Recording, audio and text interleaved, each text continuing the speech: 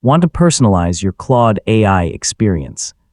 Claude lets you customize settings like your profile instructions, appearance, response preferences, notifications, and account options so the assistant works the way you want.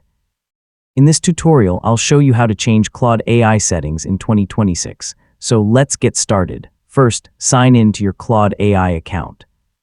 From the main dashboard, click your profile icon or initials in the lower left corner, then select Settings.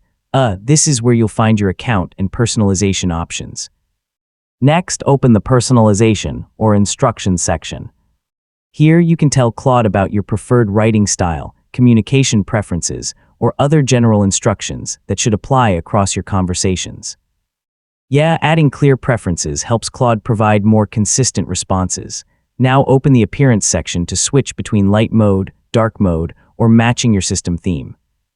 Depending on your version, you may also see additional display options. Choosing a comfortable appearance can make long conversations easier to read. Browse the Account section to review your profile information, security options, subscription details, connected devices, or other available account features.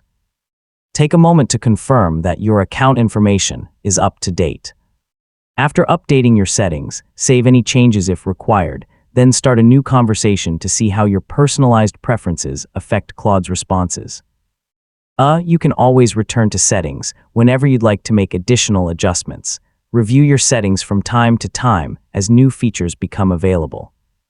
Updating your preferences helps ensure Claude continues to respond the way you want. So, you've successfully learned how to change Claude AI settings, and that's how to change Claude AI settings. Personalizing your account can improve your workflow, make conversations more consistent, and create a better overall experience. Spending a few minutes adjusting your preferences can make Claude much more helpful for your everyday tasks. Thanks for watching, and I'll see you in the next tutorial.